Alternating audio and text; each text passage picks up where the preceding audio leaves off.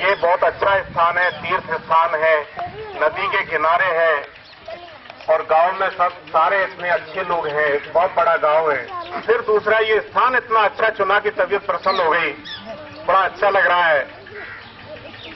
तो हम चाहते हैं कि इस गांव में आप लोग, समाज में रहते हुए आदमी कैसे संत बन जाता है और कैसे अपनी सारी बीमारियां दूर चली जाती हैं, बहुत शांति होती है इससे। काम मेरे सही तरीके से पूरे हो जाते हैं।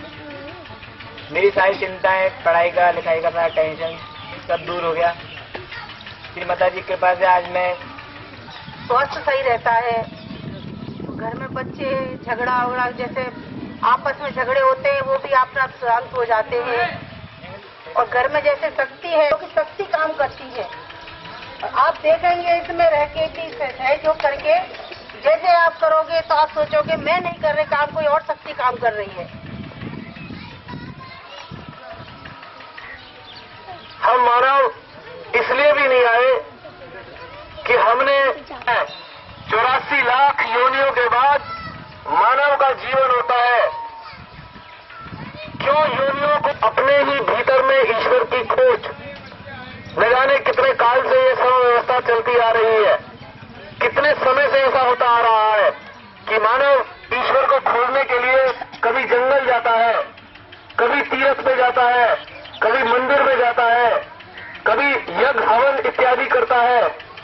वो खोजना चाहता है ईश्वर को, उसका साथ पाना चाहता है क्योंकि कमजोर है भीतर से। मानव बिना, चाहे वो इसे कृष्ण के रूप में देखे, चाहे श्री राम के रूप में देखे, उसे विस्मृत कर देते हैं, भूल जाते हैं, याद नहीं रखते, तो वो पीड़ित होते हैं, दुखी होते हैं कि मेरी संतान, इसको मैंने जन्म दिया, ये भूल गया। थोड़ा सा दुख चुके थे फॉरेन सर्विसेज में, छठ सेवा मांगता है, अष्ट विनायक है, श्री गणेश जी के 8 रूप होते हैं, सातों चक्रों पे श्री गणेश। तो मस्तक पर जब वो आए, जब वो मस्तक पे बैठे थे तो महागणेश के रूप में बैठे थे और हंटर लेके बैठे थे। जो गंदी दृष्टि से भी किसी को देखता था उसको हंटर से पीटते थे और वो जीसस बन के आए थे, जीसस क्राइस्ट बने थे, ईसाइयों के भगवान बने थे जीसस क्राइस्ट। इतनी पिटाई की जो सम अवस्था में होगा, जो भूतकाल और भविष्य की चिंता करने वाला ना। रे गा मा पौधा नी यहाँ पे है सर पर, नी जो है, नी का स्वर सर पर आता है और सोच लीजिए माँ का नाम क्या है, निर्मला। नी यहाँ पर आता है और माँ का नाम निर्मला है। मैं तो कुछ बोलूंगा नहीं, तो ये कौन है आप खुद ही समझ सकते हैं।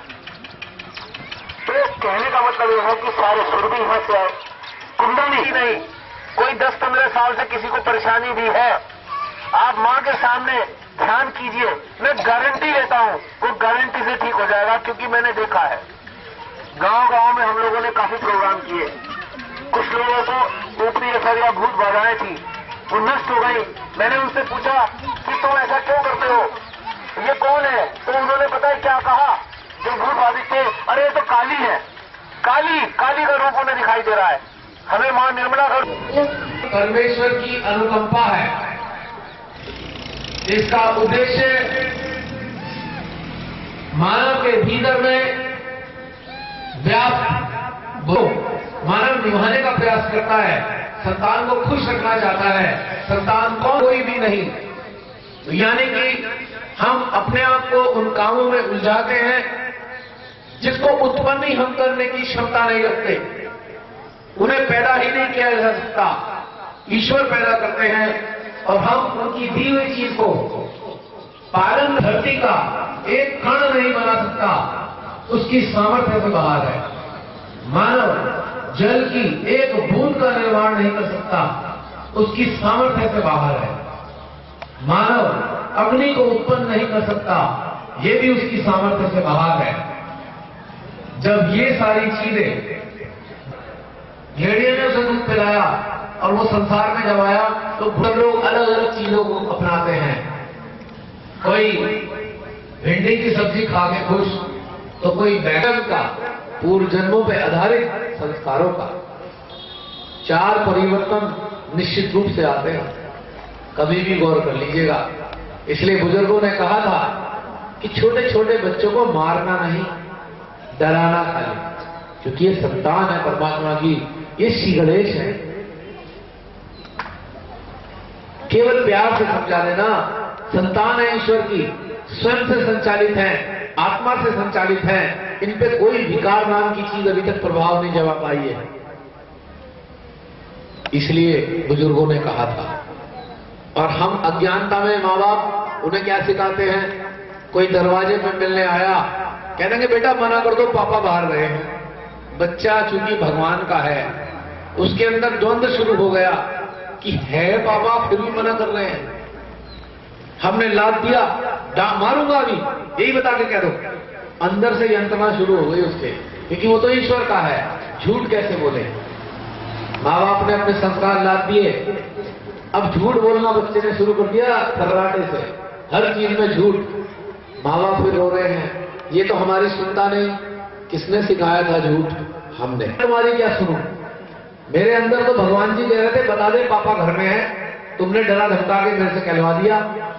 उसके अंदर की आत्मा को चोट पहुंचाई, उसके अंदर संतोष आता है।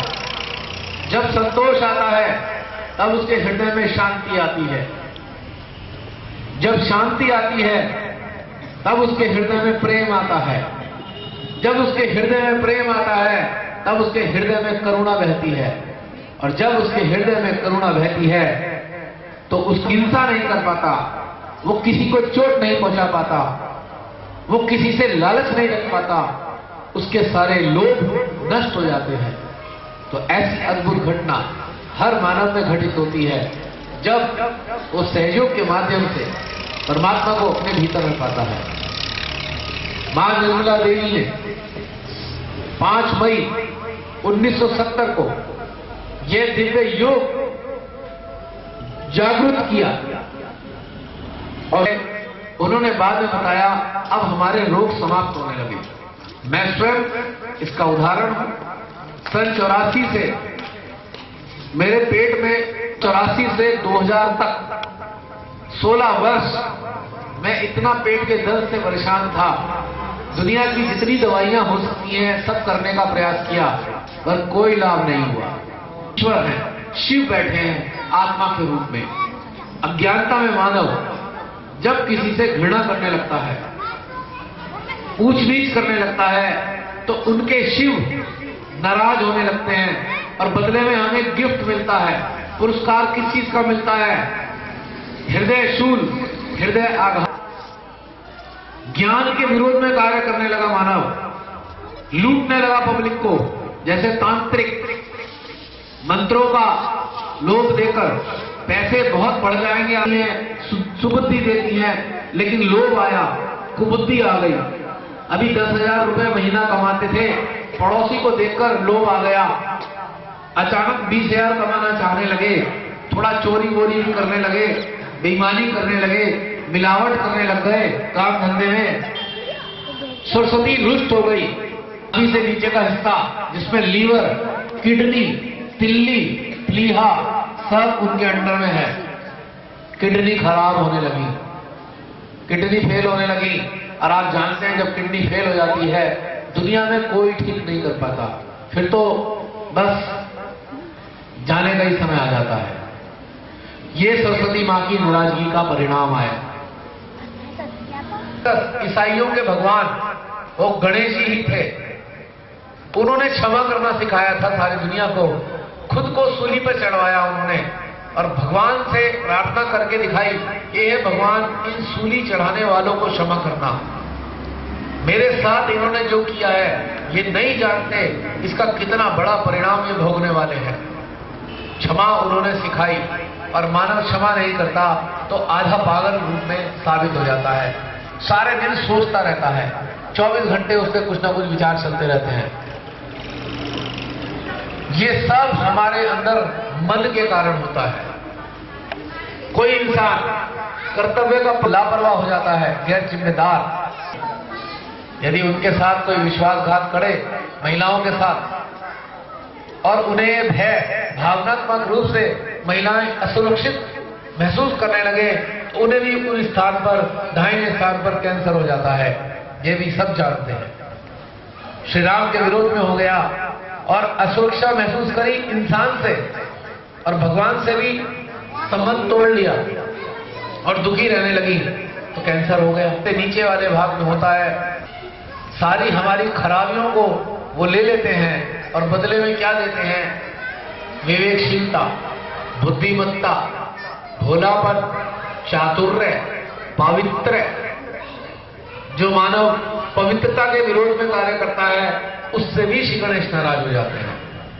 और कौन सी बीमारी लगती है? बहुत से लोग लालच के कारण, धूर्तता के कारण अक्सर हो जाती है।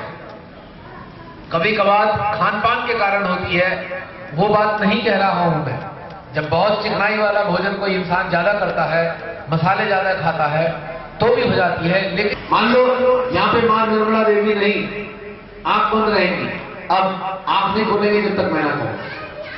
सारे बच्चे भी आंख बंद करेंगे। जिनको हम पूजते हैं, जिनको हम मानते हैं, जिनकी हम आराधना करते हैं, जिनके हम व्रत रखते हैं, काल स्वरूप उनके श्री चरण, कितने सुंदर श्री चरण है हमारे प्रभु के। उनकी आंखों से प्रेम बह रहा है और बहता हुआ प्रेम सीधा हमारे ऊपर वर्षा के समान गिर रहा है, जैसे मानो प्रेम की वर्षा हो रही हो और हम उसमें भीग रहे हैं। भीगते भीगते हमारे शरीर में एक आनंद की लहरें आ रही हैं। हम अपनी सुध-बुध खोते जा रहे हैं, भीगते जा रहे हैं, भीगते जा रहे हैं। जैसे मीरा मगन होकर प्रेम में सराबोर होकर गाती थी, मोरे तो गिरधर गोपाल, आव नहीं मैं इच्छा नहीं, मैं तो केवल शुद्ध आत्मा हूं, बिछड़ी हुई आत्मा, तेरे से दूर एक आत्मा, मिलने को आतुर एक आत्मा। मुझे योग दो, मुझे योग दो, मुझे ध्यान दो, मुझे ध्यान की समाधि दो, मुझे शांत कर दो प्रभु, मेरे हृदय को शांत कर दो, मुझे पूर्ण ध्यानास्थ कर दो। 2 मिनट के लिए हम शांत। पहला लक्ष्य, आप में से किसी किसी के कंठ में हलचल हो रही होगी, हलचलाहट, सरसराहट, जैसे गले में कुछ सरसराहट होती है, कुछ बह रहा हो, अमृत बह रहा है। योग के परिणाम से हमारे तालु क्षेत्र से अमृत बहता है। नाभि के अंदर भी, नाभि में भी कुछ हलचल महसूस हुई होगी इस वक्त। यह भी योग का लक्षण है। जिस किसी के कहीं भी शरीर में कुछ भी हलचल बढ़ी हो, वो सब जो प्रेम बह रहा है, वो प्रेम हमारे सर पर गिरता है। जैसे सूरज का प्रकाश हो तो सबसे पहले सिर पर आता है सूरज, फिर धीरे धीरे हमें गर्मी का एहसास दिलाता है। उसकी प्रकाश की किरणें हमारे रोम रोम में जाती हैं, लेकिन सबसे पहले सर के ऊपर तालू पर गिरती है। अगर भगवान को सूर्य इधर आकर सर पे गिरता महसूस करेंगे तब भी योग हो जाएगा, क्योंकि धरती पे जो मानव रहता है वो सिर्फ मानव बनता है यदि हम उसे आकाश में ध्यान में ले जाएं, तो वो ईश्वर उस मानव के भीतर में प्रवेश करता है और अपने प्रेम को उस मानव के माध्यम से हमारे सर के होते हुए हृदय में प्रवेश कराता है। 5-6 प्रकार के घर में भी गड्ढा हो जाता है। एक कोमल पानी कितना नरम होता है, जब वो धारा बन के गिरता है तो बड़े से बड़े पत्थर में सुराख कर देता है। और जब नदी की धारा बहती है ना, तो चट्टानें, बड़ी बड़ी चट्टानें रेत के कण में परिवर्तित हो जाती हैं।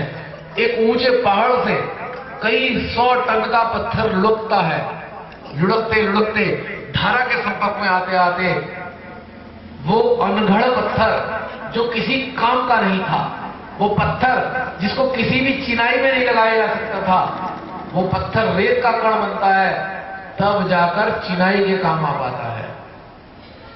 पत्थर अहंकार रहित होता है, ऐसे ही मानव पत्थर है अनघड़ जब तक उसके अंदर अहंकार है, और जैसे ही वो कण हुआ रेत का रूप, इस महामंत्र में सारा सहयोग वर्णित है, पूरा सहयोग इसी महामंत्र